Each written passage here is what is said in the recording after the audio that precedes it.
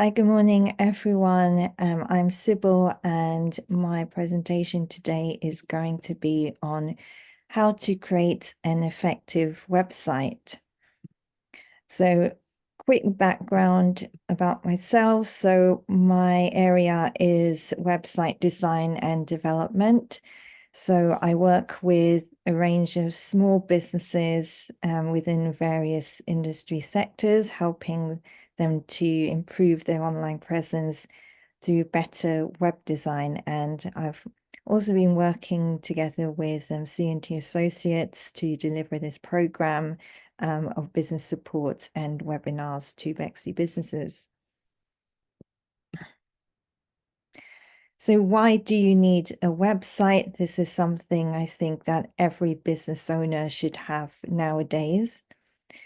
And an interesting statistic here is Google processes approximately 8.5 billion searches per day, which is a massive figure. So you don't want to be missing out on the opportunity for your company to be found via search. Your website is working for you 24/7. So even whilst you're asleep, your website is working hard for you, getting inquiries in, and if you're an e-commerce business, getting those orders in for you. Having a website increases trust and credibility, and customers are more likely to purchase from a business who has a website. And finally, you have full control over the design. So unlike social media platforms where the layout of your profile is mostly fixed, with a website, you're free to have that total control over how it looks and feels. So when you're building your website, there are many things that you need to consider, including the time that you have available to spend on it, what your budget is, your skills. So whether you can build the website yourself or whether you hire someone to do it for you. And the requirements of your project is important. You need to do some planning. So plan out the pages that are required, what content is going on your website. Think about the features. For example, you might want to have a blog or a photo gallery on there, and whether you need specific functionality like a newsletter form, e-commerce, a contact form, etc. It is possible to build a website for free, so it's a low-cost way to get started, and the quickest way to develop a website is by using a website builder, and we'll look at a few examples. So here at C&T, we primarily work with Shopify, WordPress, and Wix. But if you are on a different platform, we may be able to provide you with some limited support on that as well. So all of these offer an e-commerce option if you are selling products and services online. Shopify is very well known for being one of the most popular e-commerce website builders out there. But if you're not looking to sell products or services on your website, then WordPress or Wix are good options. And the advantage that Wix has over the other two is that Wix does offer a free plan. So you can get started for a very low cost. However, if you do go for the free option, you might be quite limited in terms of the features you're able to access, and they will place ads on your site, but it could be a good way just to get started.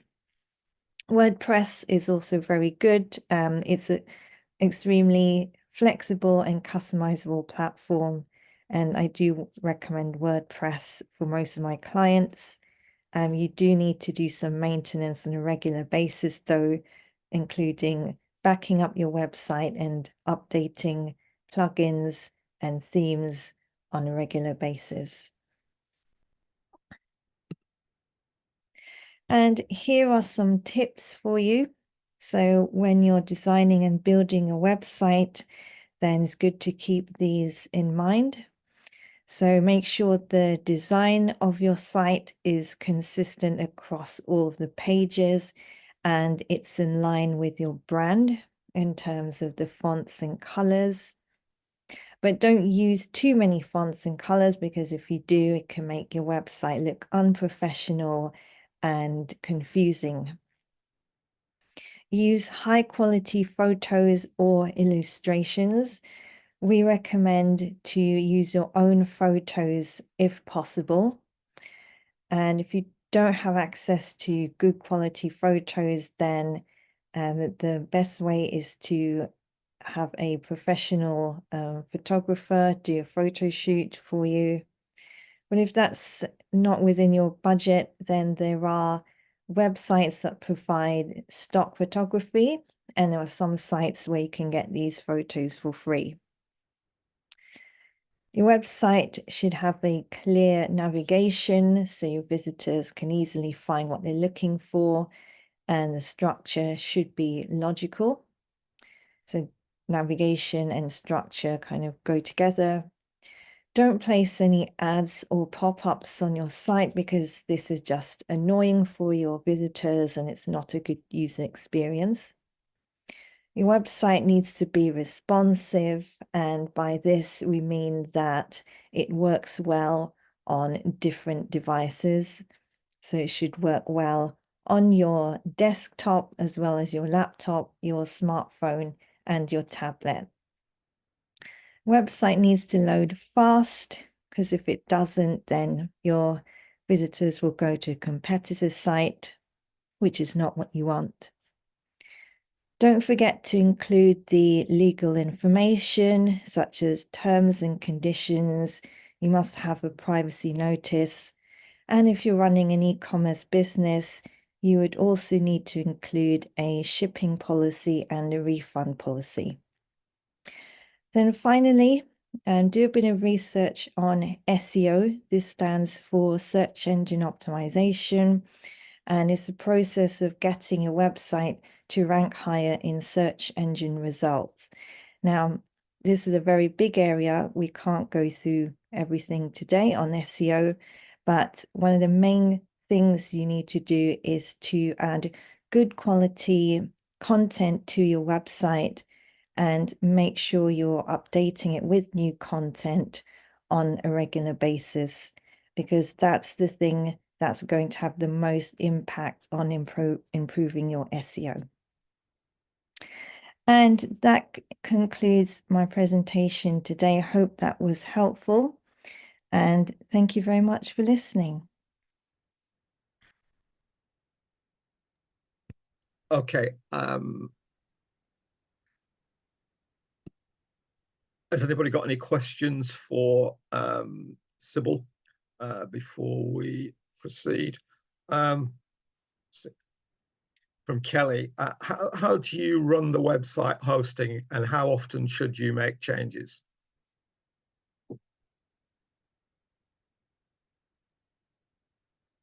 Hi, Kelly. So for website hosting, this is required only if you have a WordPress site. If you're on Wix or Shopify, then they provide the hosting for you, and you pay for the hosting. They do all the updates, etc. So don't need to worry about that. So in terms of getting hosting for your WordPress site, you need to do some research.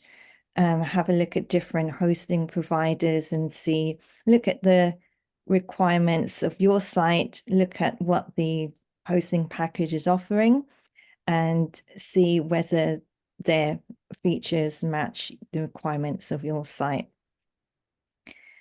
And in terms of how often you should make changes, if this is to do with the content in terms of improving SEO, then adding a new blog post around every 2 weeks or so is a reasonable frequency. So if you can manage once every 2 weeks, that's great. And more often is even better. But if you can't, then even once a month. But the main thing is to be consistent with it. So you're not just doing it on an ad hoc or random basis. Is there a site to give you ideas on what colors to use? Yes, so I have come across some websites where they give you ideas on some color schemes. So what I can do is to send one across. So these sites kind of give you an idea of different colors that go well together. Okay, thank you, Sybil, for that. The next presenter is Kate Gilbert. I'd like to thank Kate for coming along today and share your presentation. You're on mute, Kate. Lovely. Thank you so much, Gary. I'm Kate. I'm a public speaking coach, award-winning. Last year, I was awarded in the top 10 public speaking coaches in the UK by Udly.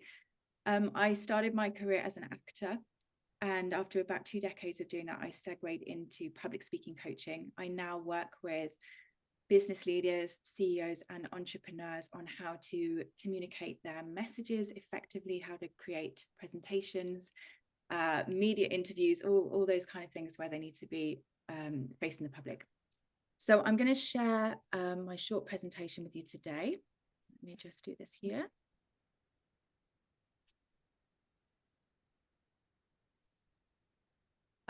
So I'm going to share with you the blueprint that I use with all of my clients, and it's called Mastery.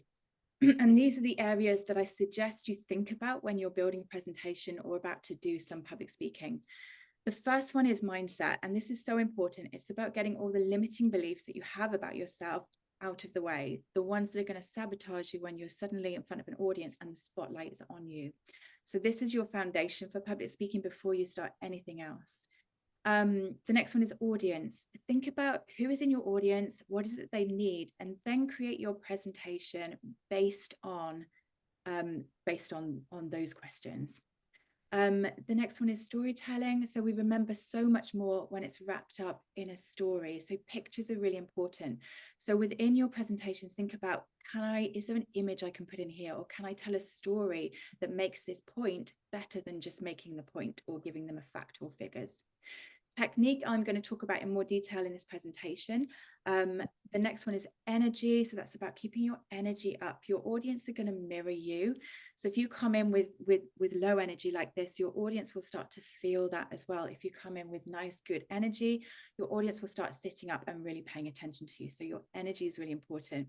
Reward. When I started my public speaking career myself in my 20s, I used to reward myself with a cup of coffee and a cake the next day, or a nice dress. It's really hard. It's such a challenge to do public speaking. So sometimes we need to reward ourselves when we do a good job, or when we at least try and do something and face our fears. The last one is you. And I advise that after you do a presentation, you think about, how did I do? What could I do better next time? What did I do well? What do I want to focus on for the next presentation? So all of these I go into more in my newsletter as well, which you can find on the QR code there. But I'm going to go into technique. I'm going to go into a little bit more of that today. So technique. A lot of people always ask me, Kate, where do I look when I'm doing a presentation, either live or online? It's a really good question. When you're on Zoom or you're online, you need to be either looking into the camera, as I am now, or looking at the screen to the participants. This is because people will connect with you through your eye contact. If I was to look away and either be thinking up here or looking at another screen over here, after a while, the audience are going to feel like that I'm not focusing on them and I'm not interested. So your eye contact is absolutely important. And the same as if you're live on stage, try to spread your eye contact out between the different participants that you have there. Spend a few moments with each of them. Please avoid just looking over their heads. I know some public speaking coaches say look over their heads, then it won't hurt so much. But actually, you will feel more grounded if you make the connection through your eyes with other people. There are 3 types of learners in your audience, and this comes back to, again, who is your audience, and create something for them. So you've got your auditory learners, who are great because they can process information easily just from hearing the words. But you've got other learners, like your kinesthetic learners, who like to see, feel and touch and taste these kind of things, and feel like they're in the experience that you're talking about. You've then got your visual learners. These people also like stories. They need pictures to process the information. So that's why we have to tailor our presentations to have some more stories and gestures. These will help identify differences in things. So for example, I could say, take the blue pill or take the red pill. I can use my gestures to show they're 2 separate things, and it can work for charts as well. We've got high return on investment or low return on investment. So people can visually see what you're talking about, and your gestures support your presentation. Vocal energy is the next one. Some people can be quite shy, or they haven't really got the vocal energy, so they're quite quiet like this. Now, there's nothing wrong with that if that's what your voice is like, but the problem is your audience are going to have to work harder to hear you. So if you can do a little bit, take more air in, try and project your voice a little bit more, just so the audience can hear you easily without having to strain. Because the less work they have to do, the more energy they've got to process what it is that you're actually trying to tell them. The next one is presence. This is different. It's one that it takes a while to really get good presence. But I would say, to start your journey with presence, you really have to think about self-acceptance. So there is only one you. I love this quote. There's only one you. Everyone else is taken. So be the best version of yourself. Try not to compare yourself to how other people do it. Find your own way to do it, and focus on being the best version of yourself. That will help you with your presence. Finally, posture. Again, this is similar to presence and also vocal energy. If you have a nice straight spine, the air will flow a lot easier. Your voice will not be constrained or constricted in any way, like this. So you'll have a much clearer voice. Also, if you just all go like this for a moment, just hunch your shoulders and just notice how that makes you feel. Even in my face, you can see it goes into my face. So after a while, my audience are going to mirror this body language. So putting my shoulders back, giving a nice straight posture, adds energy to my voice, as well as my face and everything else, and the audience will mirror you. So these are my top tips for today. I have many more, and I've created a newsletter that you are able to go and click on. If you click on the QR code on this screen, you will get weekly newsletters that tell you all about the blueprint and give you more detail on each of those tips. So thank you very much for listening. You can also find me at kategilbert.talks on Instagram. Thank you, Gary. Thank you for that, Kate. We've got a question from Kelly. Do you have any tips on speaking in terms of when someone asks, or are you just explaining your business? Sorry, when someone asks? Yes, yeah. I'm not quite sure what that means. If you want to expand it, Kelly. Hiya. So I mean, like, if you're just talking to someone like about business or just about your business, is there like not a specific way of how to talk, but just where you're not sort of waffling or like that kind of thing? Do you know? Have you got any tips of like, if you're just explaining yourself or telling someone about your business, or if someone asks you, you know, what do you do as such, how to sort of make it short but not in a professional way? Yeah, Kelly, I think what you're talking about is your elevator pitch. Is that right? Okay, maybe. So this is the thing. The more, I mean, what you don't realize, some people, they come out, they seem like they come out really clear. Now, they've probably thought about it, they've taken down some notes, and they've practiced it many times, so that when someone asks them out of the blue in the elevator or wherever it is, they've already got it ready to hand. So make sure you think about your business, and you want to add things like your credibility, who you help, how you help them, and what your work looks like, and then sometimes a call to action at the end. So at mine, I had a call to action at the end: go onto my Instagram, or click on the QR code to get my newsletter. Does that help? But I would say practice what you would say, and there's a few different ways you can say it. But I would just start with kind of who you are, what you do, how you help people. Those are the main ones. Does that That's help? great. Yeah, I'll look at the elevator. Okay, thanks, Kelly. Thank you. Sybil, you've got your hand up online. Hi, Sybil. Yes, hi Kate, thanks for your presentation. So my question is that I have a quiet or weak voice, and I find it difficult sometimes, especially when speaking in a large room, to make myself heard.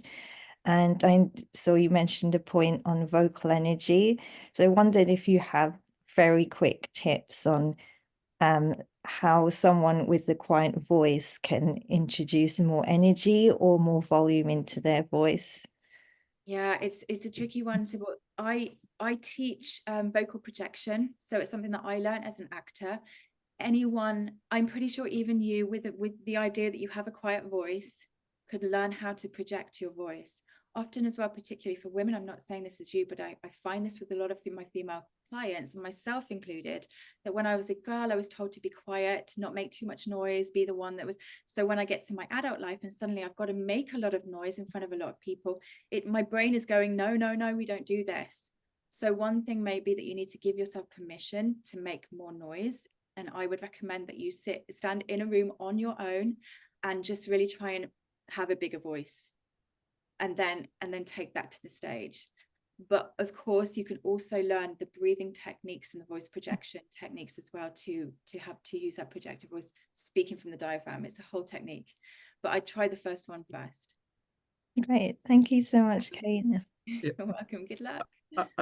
Kate, I've got a question. A lot of small business owners that I know are very reticent about public speaking, and they get very nervous. Yeah.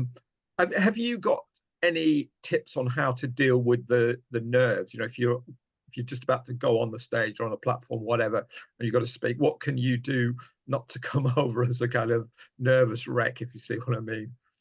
Or be, you know, calm yourself.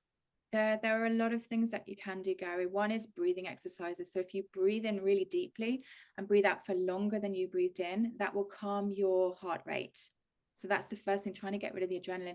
But it is also a mindset thing. So what I want everyone to think is to put your audience on the attention on your audience. What are you here for? What are you going to deliver for them? What do you want them to take away from this? Because often our thought is on ourselves. We're thinking, oh my God, what's everyone going to think of me? Am I going to look stupid? Am I wearing the right outfit? All of these are very internalized thoughts.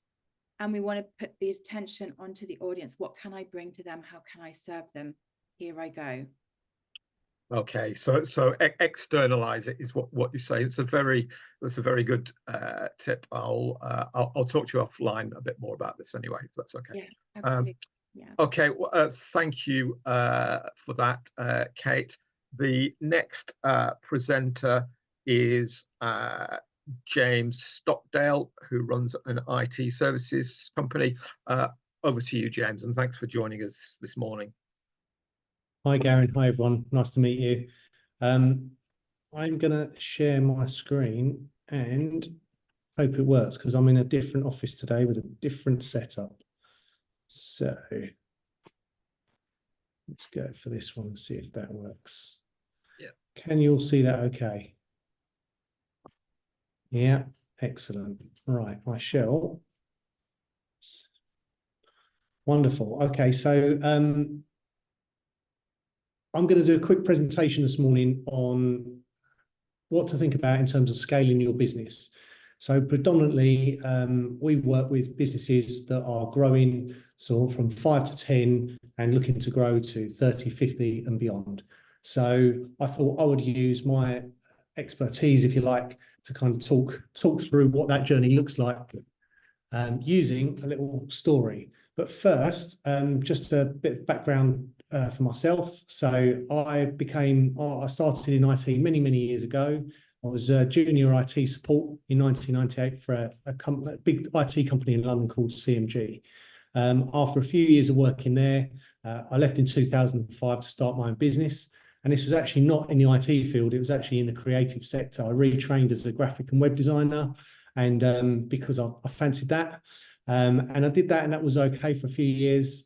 But after the financial crisis, things were getting a bit tough.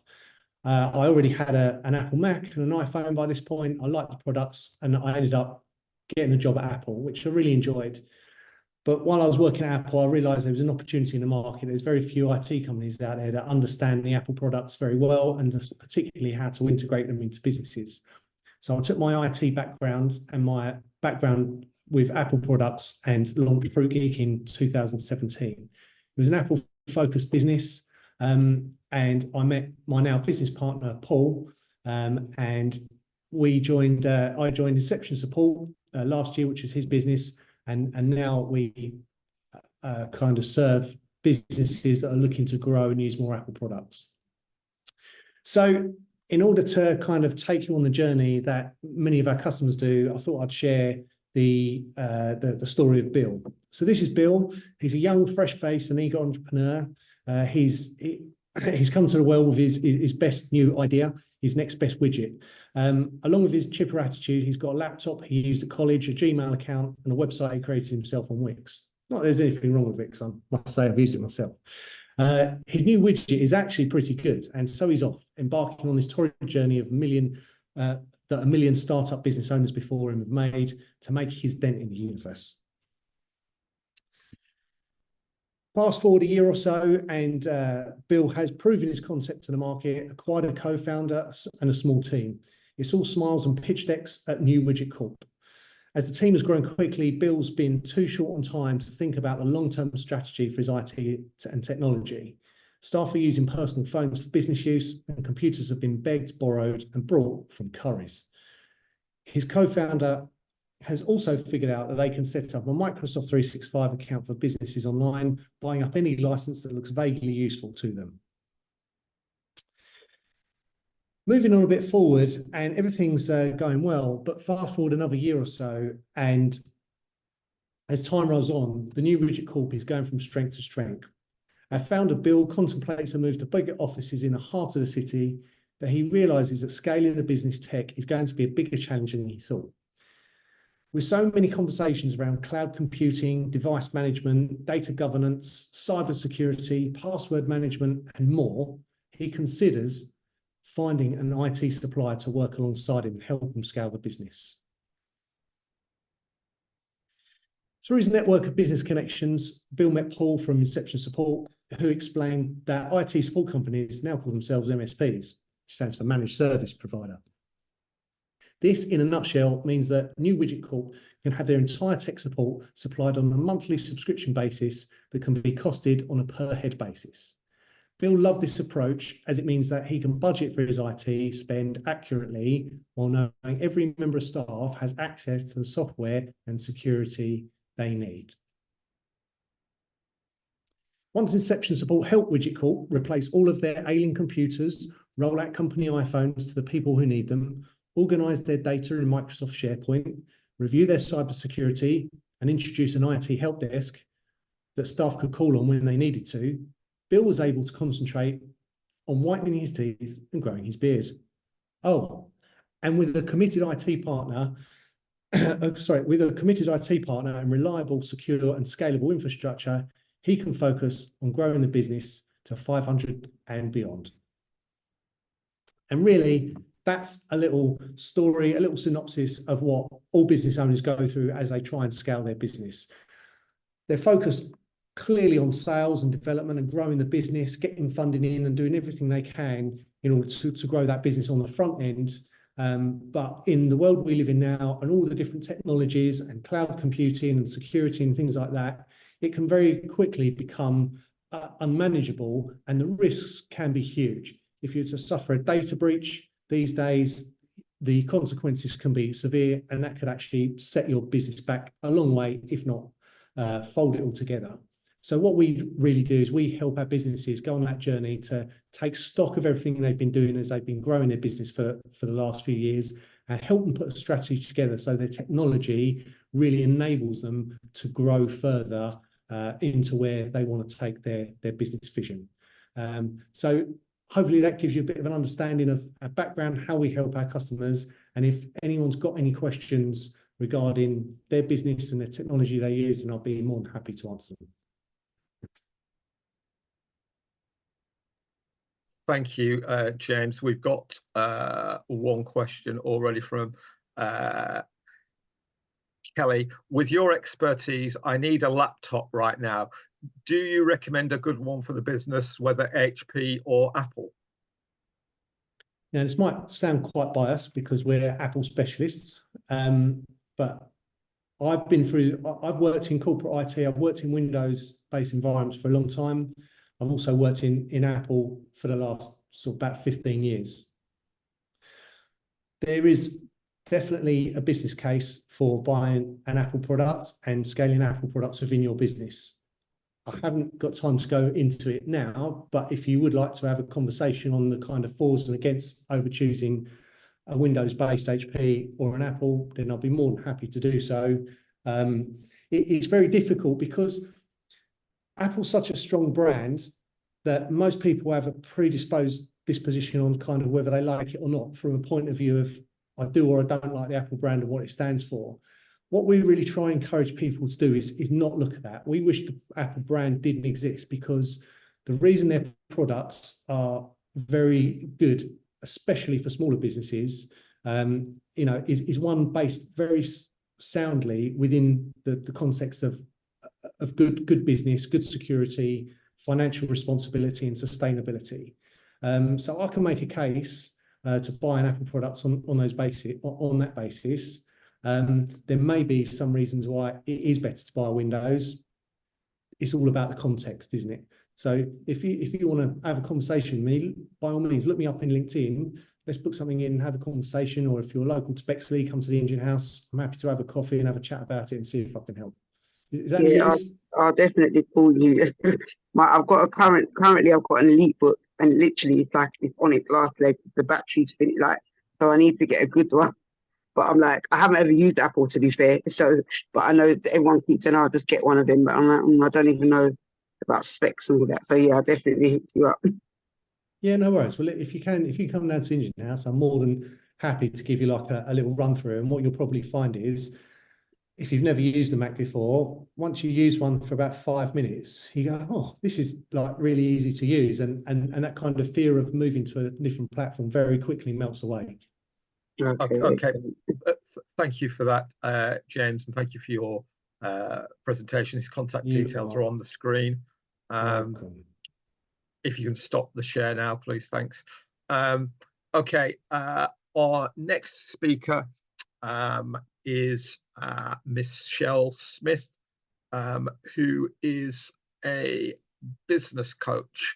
So it's over to you. You're on mute, Michelle. There we go. Hello, everybody. Apologies that I jumped in a little bit late there. No problem. I have done a very brief slideshow, which I will now share with you, if you bear with me one moment. Okay. Can everybody see that?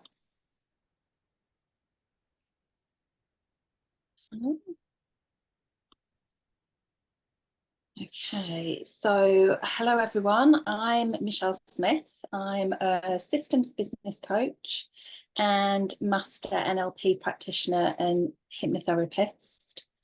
I am here today really just to talk through some of the things that I find that crop up time and time again when I'm working with small business owners. And I've distilled these down into 5 of the things that tend to be the things that people feel are holding them back in their small business. First and foremost, imposter syndrome. And that really is a limiting belief. So and I find this tends to be with women more than men, interestingly enough. Where they feel that maybe they don't have the skills or the knowledge or the expertise to be where they are when actually they do. Missing and broken systems is another big one. If your business sometimes feels a little bit disorganized, a little bit chaotic, That's usually because you've either got a missing or a broken system that is holding you back. Analysis paralysis is another one. And you can also read here perfectionism and procrastination, because quite often we find ourselves moving away from the things that we need to be doing and concentrating on the little things that don't actually move our businesses forward. And that can be a real blocker for moving forward and succeeding.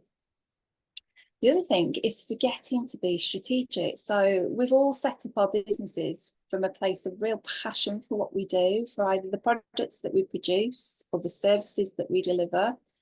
And it can be really easy to simply focus on the doing in your business rather than giving time to actually taking a step back and looking more strategically.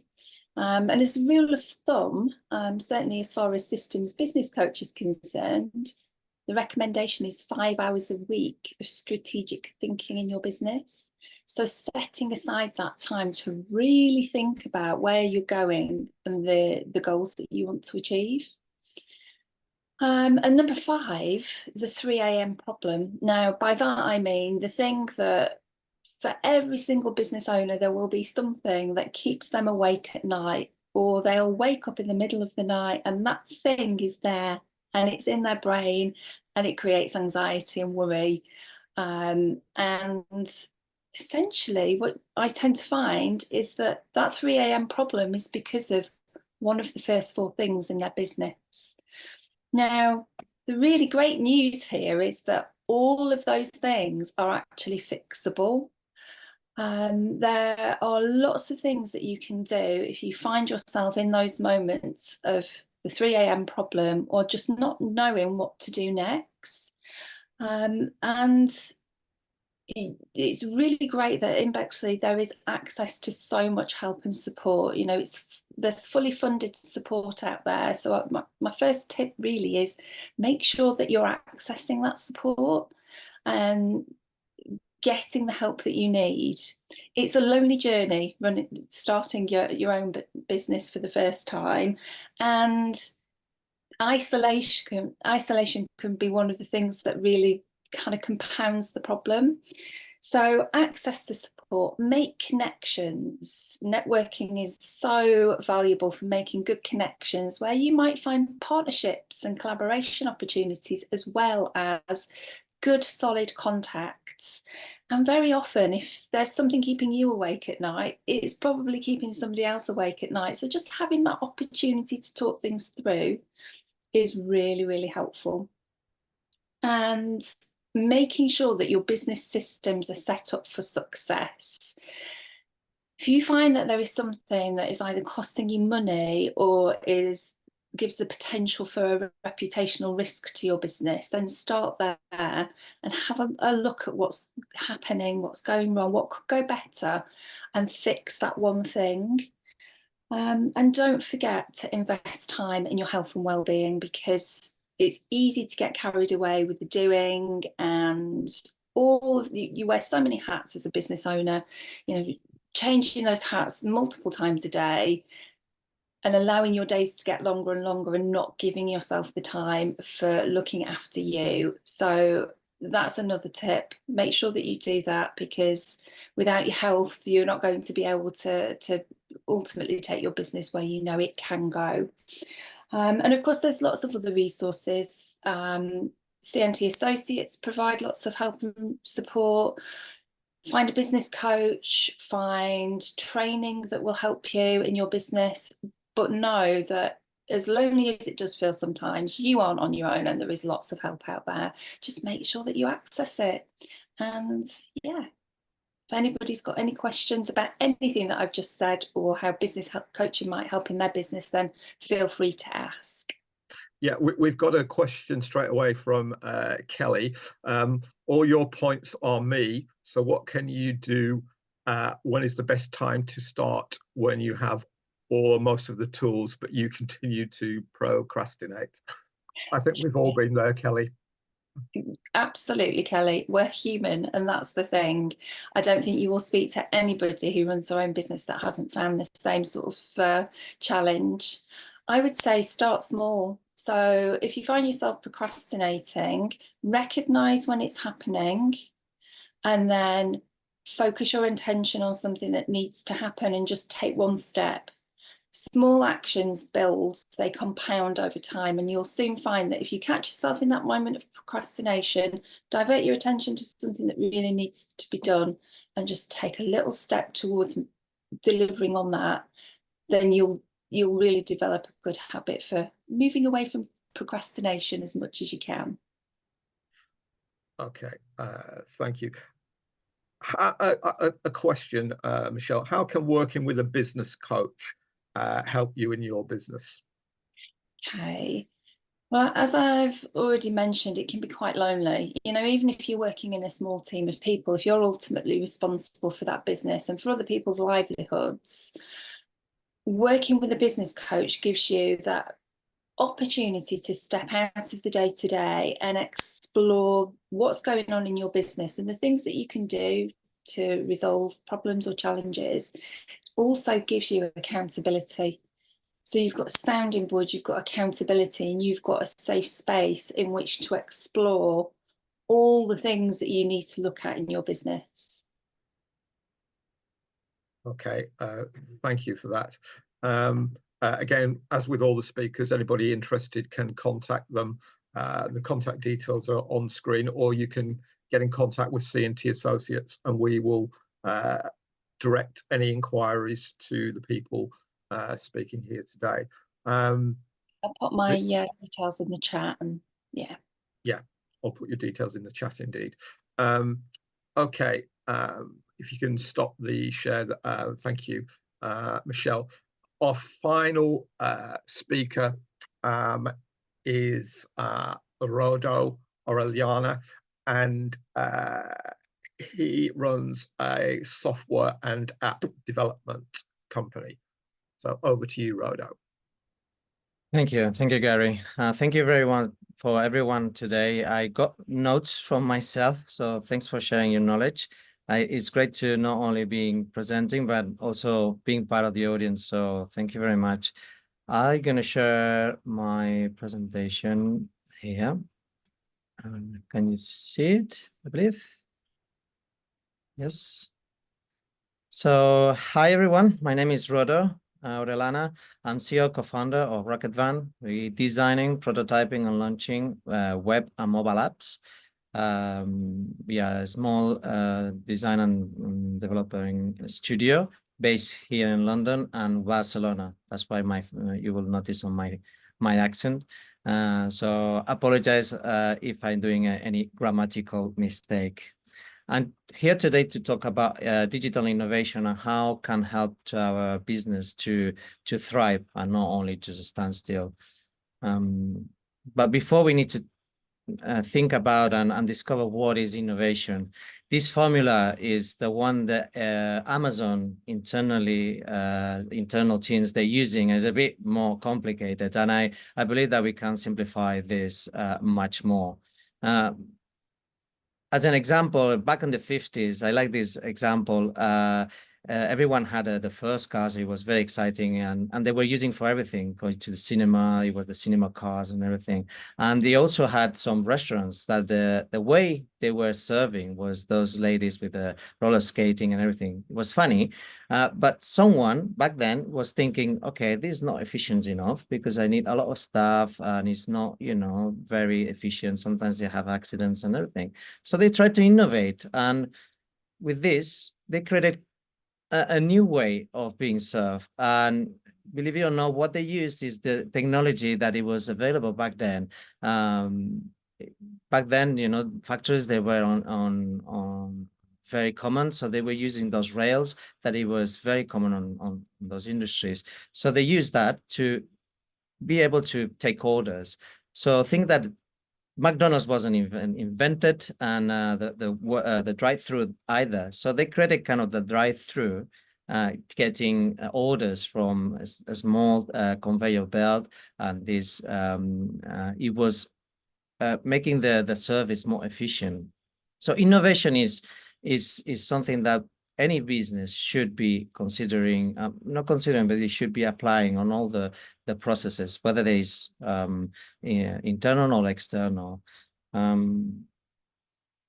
So basically, your innovation can be triggered by your internal teams or yourself thinking, okay, I'm doing this workflow, it works like this, but it can be improved or can be better in a way, more efficient, or innovation can be triggered by your providers, your partners, your clients. Maybe they're asking you, maybe we should consider doing things. So having this conversation with internal teams and external teams is key.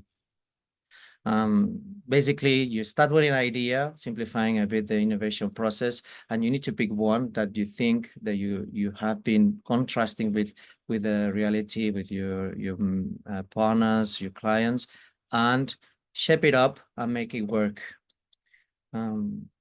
Simplified system on innovation that we're using every day is having an idea supported by data. Data is important. We don't have to become a data analyst, but you have numbers, you have emails, you have feedback. So if you supported by this data, you can test. That's a new way to improve any workflow, any client acquisition, retention, whatever is your challenge, and then implement it, and obviously iterate and get back to the data, test, iterate, implement. Obviously, this is for generally speaking about innovation, but in the digital area, and that's my expertise, this should be your toolbox as a business today. And because we are in a digital era, those are the main tools that you should be using it. I didn't mention AI today, but I think it has been less than 2 minutes, and I have to tell, it's always the elephant in the room, but any business today that is not using in certain way AI, it won't use for the next 5-10 years, it will be dramatically overtaken by the competitors. So we have no other choice. AI is giving us something that human beings we are lacking in, is about having an overlook and crunching data, a massive batch of data. So it's critical. Obviously, now with the generative AI is massive. It would take me an hour to explain all the particularities and specific sides of AI. But what we're using the most is the ChatGPT, all those AI that are available to us. So start using them. Don't be afraid. Can take them as a companion, assistant that you need to learn from it and using it, because it does help. It does help. We as a developers, it has been a dramatic change the way we're coding. Obviously, it's not a magic wand that does everything, but it helps. It helps in terms of research. He's a good researcher in terms of for us for developing.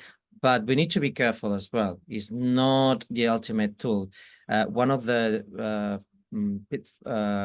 flaws they have, generative AI, is that they're hallucinating. Hallucinating means that they're creating facts that they are not there. So always double check your sources, whatever is suggesting. But we should be able to use it, and I encourage you any business.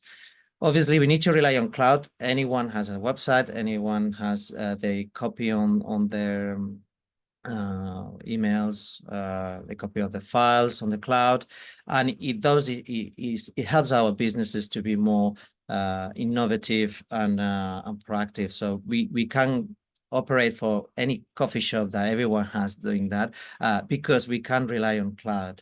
Considering this in different levels of your business is key, because it will give you a tremendous flexibility. Mobile, obviously, we cannot rely with our mobiles today. Our businesses are run. We can, I think I posted on my LinkedIn a few weeks back a post about how many devices, mobile phones they have replaced, and I think it's over 30, started with the GPS navigators to alarm clocks, radios, cameras. Is endless. So we need to leverage and use them, because they are very powerful computers if we think about it, and we can do a lot of things with them, and therefore leveraging for our businesses and use it as a tool to trigger innovation. And IoT, it stands for Internet of Things.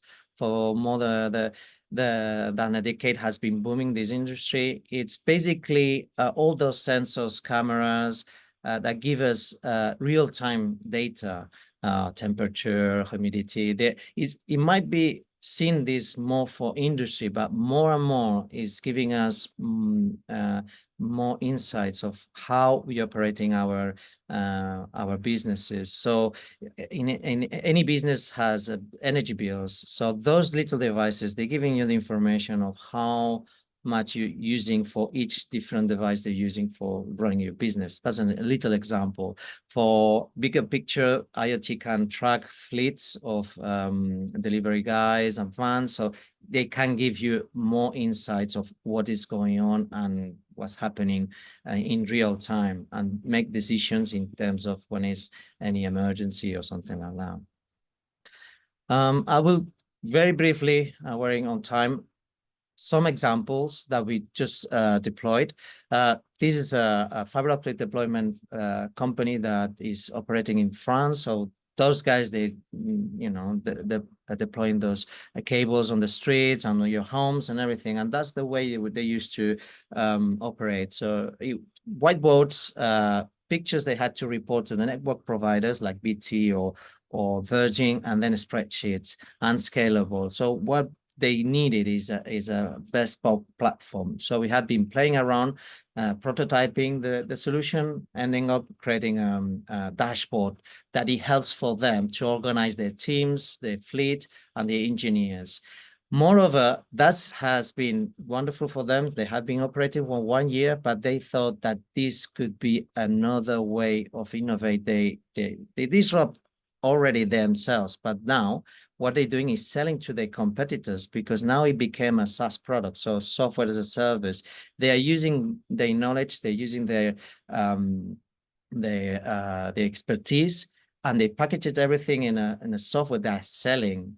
So on top of that, they not only solve their problems, but they are getting a return of investment because they're selling to their competitors, and so far they have been very successful. Obviously, the mobile app, it has been a very the most innovative part, because now the engineers, they can report up and down, knowing what the next missions are, and all the maps, everything is recorded, and the information, even the network provider knows if there's any issue. More simple one, it's a debt collection recovery company. They used to, what they do actually is, you have any debt outside or inside of UK, they will check your case and see if what is the percentage of the recovery that you can claim, and they will put the legal force to recover this debt of your client. So before this small tool that we created on their website, they were used to take calls, getting on their spreadsheet, do the calculation, because they have kind of a ratio numbers for countries and size of the debt and everything, and then phone back the client and everything. So it was unscalable. Some of the companies, as we can't have this doubt at 3 o'clock in the morning, so you can't phone them. So basically what they ask us is, can we do something about it? So we used e-commerce techniques, like checkout processes that you see how much it's going to cost, what is the cost and everything, and then instead to pay, you place a case. So anyone will take your case and will phone you and get more details. So it's a new way to receive demand, inquiries from your clients. Another more advanced, this is very quick one, augmented reality. That's for products that you want to bring them alive.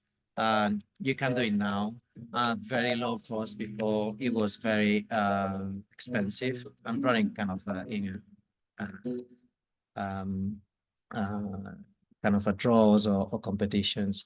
And this is the last one, real estate AI.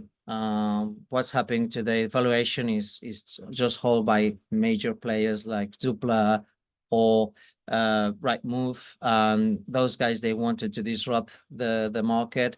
And the only way is to have an independent entity for evaluation. AI is impartial. They don't have anything, unless it's designed for that. But usually what they want to is to get a middleman that it doesn't get any influence by the market, only by crunching data. So we created an AI entity that is taking consideration not only the valuation of the last sales on the same street, but also the quality of the borough that is placed, transports, environment, and all the facilities. So in a way, they wanted to avoid, the middleman, and for the allowing buyers and sellers to sell straight away with a fair price. So in a nutshell, digital innovation is not only about technology. You have a lot of processes that they are basically business processes that they need to be reviewed and improved. Digital innovation, it will make changes on your business, and this means some friction at the beginning, but in the long run it will have a lot of benefit.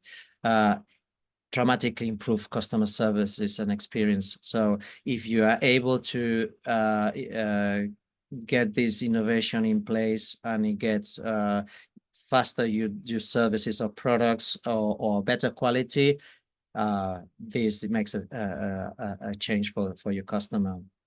And we mentioned, obviously, operationally, if you are more efficient, it means that you dedicate less time and more efficiently. And overall, we're running a business, so costs is important. So reducing the costs is something that we always aware.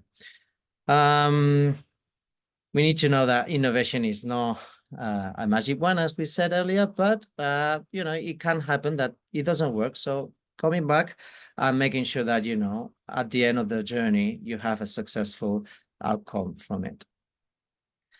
You have any questions? So you can tell me now, or you can just send us an email to info@rocketvan.io.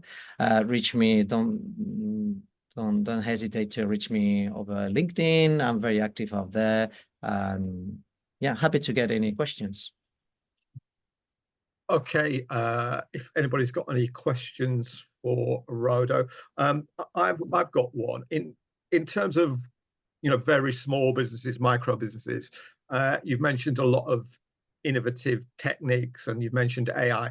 What would you recommend as a kind of starting point? I guess what technology could you embrace, or what way should be looking to enhance your business model using this technology? So what I would suggest first is analyzing how is the state of your business today and what you want to achieve first, and make a list. And then, for instance, if you want to tackle more, for instance, marketing, and you can't afford a marketing manager or assistant on this, you can use AI. So ChatGPT, for instance, it gives a lot of guidance on this. So using it, starting point, and fitting with your data and saying, okay, that's what I want to achieve, and this will give you a first it will provide knowledge that maybe you will need. Obviously, a professional will be more adequate, but to starting point, using those and embracing this and using them day by day, it will help. But you need to do a wish list. That's saying, identifying first is kind of an exercise of identifying where you need to improve in your business and be more digital, for instance. I'm just making an example. If you're taking notes on your notepad and then you need to rewrite them and somewhere and putting in place, why you're avoiding this? So doing it once, so you will save time.